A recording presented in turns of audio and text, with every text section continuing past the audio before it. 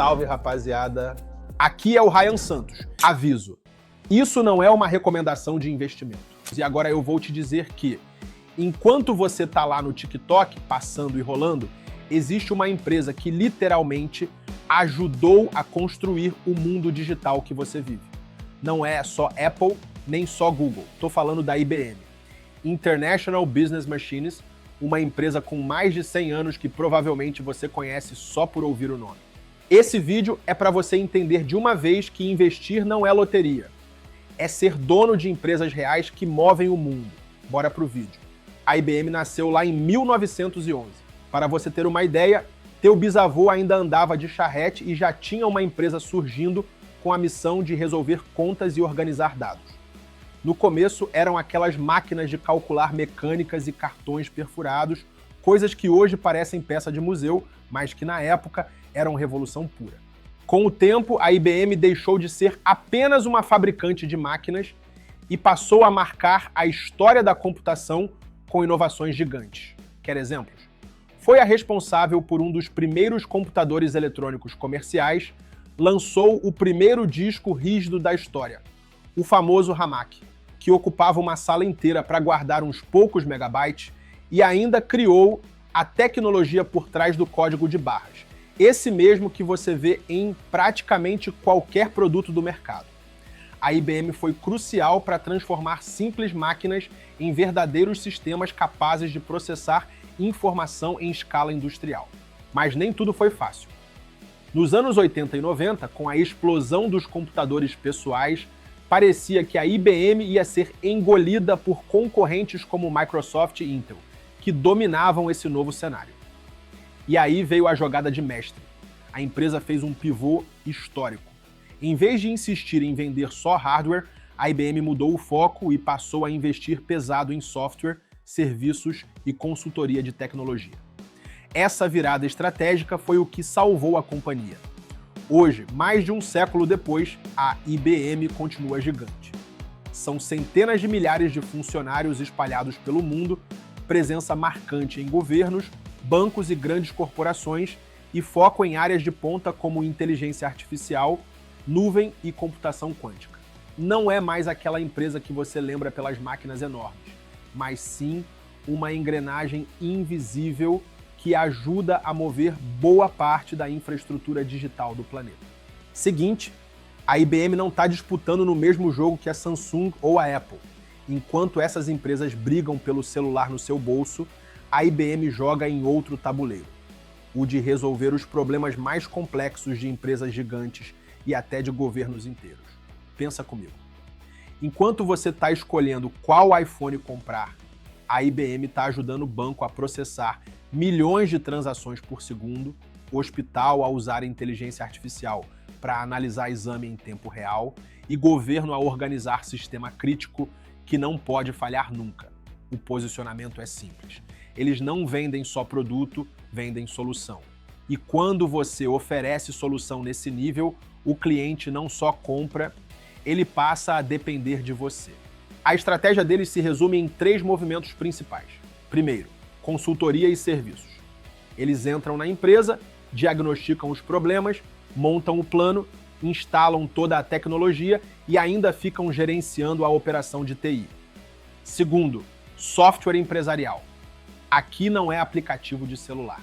São sistemas robustos, pesados, que fazem bancos, indústrias e multinacionais funcionarem. E terceiro, inteligência artificial e plataformas. O Watson é só o mais famoso, mas o portfólio é enorme. São ferramentas que ajudam desde prever falhas até automatizar processos críticos. Resumindo, enquanto muita empresa vende objeto físico, a IBM vende o cérebro que faz esses objetos trabalharem juntos dentro do mundo corporativo. E um cérebro que resolve problema bilionário é sempre muito bem pago. Tá, mas no fim das contas, como a IBM ganha dinheiro hoje? Bora olhar para os números. Em 2024, a empresa faturou cerca de 62,8 bilhões de dólares. E essa grana vem de 4 blocos principais. Primeiro, o software corporativo é o carro-chefe. Aqui entram plataformas como o Red Hat, o OpenShift e soluções de inteligência artificial como o Watsonx. Só esse pedaço gerou mais ou menos 27 bilhões de dólares em 2024. É o segmento mais lucrativo, porque software tem margem alta. Segundo, a consultoria, projetos de transformação digital, integração de inteligência artificial, modernização de sistemas. Essa divisão faturou cerca de 20,7 bilhões de dólares em 2024. É o braço que conecta a tecnologia com a operação das empresas. Terceiro, a parte de infraestrutura, servidores, mainframes, storage e serviços gerenciados. Esse segmento trouxe em torno de 14 bilhões de dólares no ano. É menor que os outros, mas ainda é crucial em clientes que precisam de sistemas críticos funcionando sem parar. E por último, uma fatia menor, financiamento e outras receitas. Aqui entram leasing de equipamentos e acordos financeiros. Juntos, somaram menos de 1 bilhão de dólares em 2024. Agora, olhando o resultado final. A IBM fechou 2024 com um lucro líquido de cerca de 6 bilhões de dólares e conseguiu gerar 12,7 bilhões em caixa livre. Seu animal, você ainda não sabe o que significa ter 6 bilhões de dólares em lucro líquido, né? Deixa eu te explicar.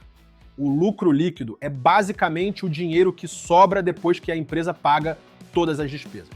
Salários, fornecedores, impostos e ainda investe no próprio crescimento.